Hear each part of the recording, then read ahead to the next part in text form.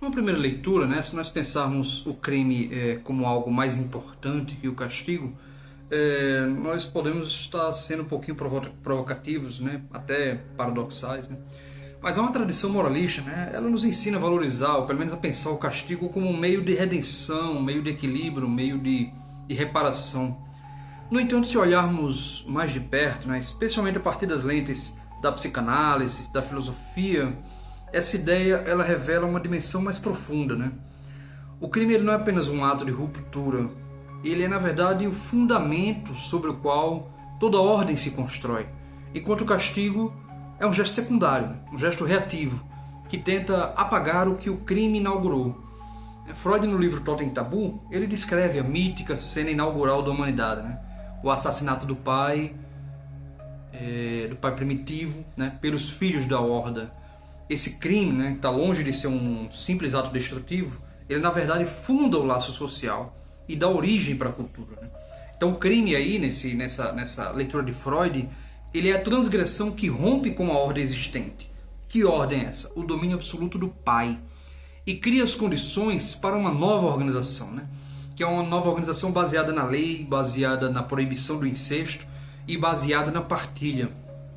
E o castigo ele aparece na forma de uma culpa coletiva, né? E das instituições que emergem para regular essa nova ordem, né? Então ela só existe, né? O castigo, na verdade, ele só existe como resposta ao crime. Então é a transgressão que inaugura, né? E o castigo ele apenas reorganiza. Mas por que o crime é mais importante, né, que o castigo, vamos dizer assim? A resposta está na sua capacidade, né, na capacidade do crime de desvelar o que está oculto, né, de expor os conflitos e as tensões que sustentam a vida psíquica e social, né? O castigo ele busca estabilizar, ele busca apagar as marcas do excesso, né? E o crime perturba, né? O crime abre fissuras, ele expõe a verdade.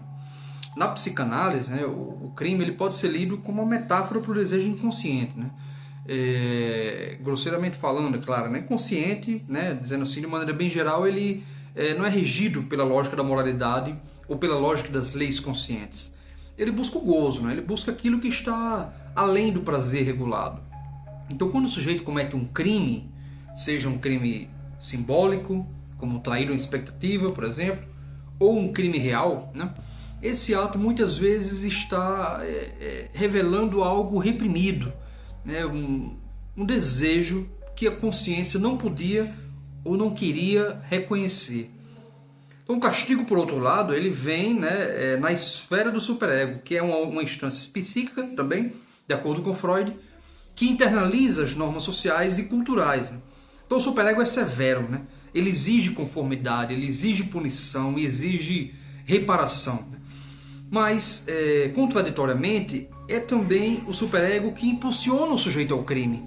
Então, assim, essa dinâmica, né, também em Freud, ele aponta, né, que o superego, muitas vezes, intensifica a culpa antes mesmo do ato ser cometido.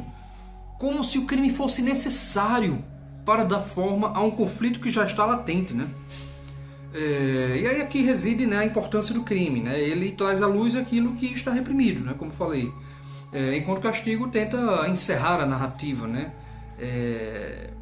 O crime inaugura a narrativa e o castigo a encerra. Então, assim, quando olhamos para o crime como um ato fundador, né, ele se torna algo mais do que um desvio moral, né? Ele é uma ruptura necessária, ele é um momento de criação.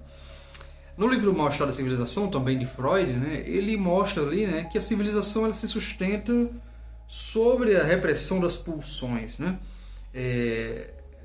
Especialmente as agressivas, as sexuais, enfim, tá tudo no mesmo balaio aí, né? Então, assim, essa repressão ela é essencial para a vida em sociedade, mas também é a fonte do mal-estar, né? É a fonte da insatisfação que permeia a existência humana, né?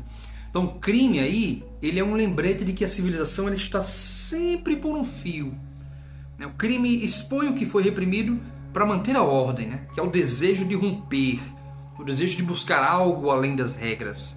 E ao fazer isso, ele também desafia a ordem existente porque ele abre espaço para transformações, né? Se pensarmos na filosofia, essa ideia ela vai encontrar eco, né, no pensamento de Georges Bataille, né, que vê na transgressão um elemento central da experiência humana, né? Para ele, né, para Bataille, a transgressão ela não destrói a lei, na verdade reafirma a lei ao ultrapassá-la. Então o crime nesse sentido, ele não é apenas uma negação. O crime é uma afirmação de algo que não pode ser contido pela norma, se é que eu estou me fazendo entender. O crime é criativo, né? O castigo é conservador. O castigo busca restaurar uma ordem abalada, né? Trazendo o sujeito de volta para o campo do simbólico, né? Para o campo da lei, para o campo da norma. Mas o castigo, ao contrário do crime, não cria nada, né? Ele é uma resposta ao excesso. Ele é uma tentativa de conter aquilo que o crime revelou. Claro que quando a gente pensa na literatura, né, essa dinâmica é sempre explorada, né, no livro Crime e Castigo, né, ela é sempre trazida à tona quando se pensa em crime, quando se pensa em castigo, obviamente Crime e Castigo de Dostoiévski, onde o protagonista, Raskolnikov, ele comete um assassinato acreditando estar acima da moral convencional, né? Então o crime para ele é um ato de transgressão que desafia, em certa medida, a ordem estabelecida, né? Ele é um Napoleão diante dos piolhos, né? Só que o peso da culpa, simbolizado pelo castigo, conduz o Rodia, né, que é o apelido de Raskolnikov, a uma crise existencial. Essa tensão entre crime e castigo revela a complexidade do desejo humano.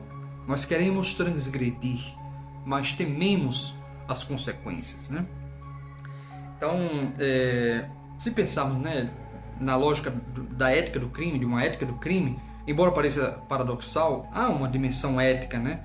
Especialmente quando pensamos no crime como metáfora para o rompimento com o status quo.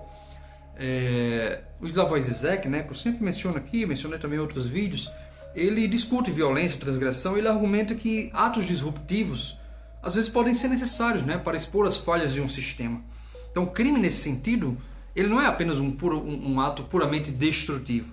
Ele é uma tentativa de reconfigurar a realidade. E o castigo, por outro lado, ele muitas vezes perpetua a injustiça ao reafirmar uma ordem que já está corrompida, né? Então, assim, o sistema penal, por exemplo, ou todo o sistema econômico, se quisermos, né, estender a interpretação, ele é frequentemente mais punitivo com os vulneráveis, né?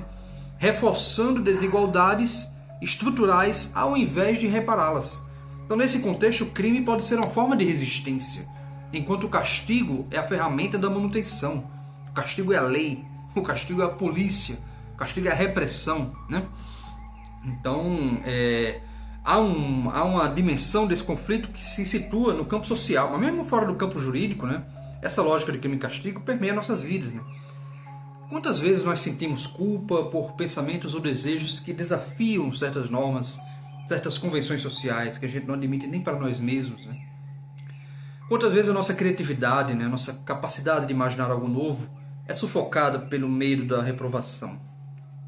O crime aqui, ele pode ser entendido como qualquer ato que desafia a ordem estabelecida, enquanto o castigo é a reação que tenta nos trazer de volta àquele trilho.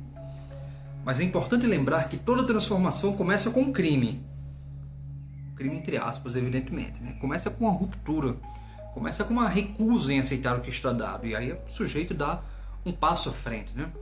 Então, assim, para concluir, né, claro, dizer que o crime é mais importante que o castigo não é, obviamente, um convite à anarquia, à violência gratuita.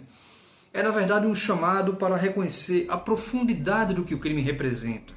Ele é um ato de verdade. Ele é um confronto com os limites. Ele é uma exposição do que está reprimido. O castigo é necessário, mas o castigo nunca resolve o conflito. O castigo apenas o recalca. E o crime, por outro lado, ele nos força a pensar e a olhar naquela direção que nós evitamos. Os nossos desejos, as nossas contradições, as nossas falhas. Assim, o crime desestabiliza, mas é desestabilizando que ele cria, né? Então ele é nesse movimento entre ruptura e reconstrução, é justamente aí que a civilização se sustenta. Então, assim, o crime em todas as suas dimensões, as dimensões simbólicas e as dimensões reais, ele é o motor que nos impulsiona a reanimar o mundo, a reimaginar o mundo, digamos assim. E o castigo, por sua vez, nos lembra, né, que a ordem é frágil. Mas talvez seja o crime que nos ensina a verdade mais profunda, né? A de que o ser humano é, acima de tudo, esse ser em constante transgressão.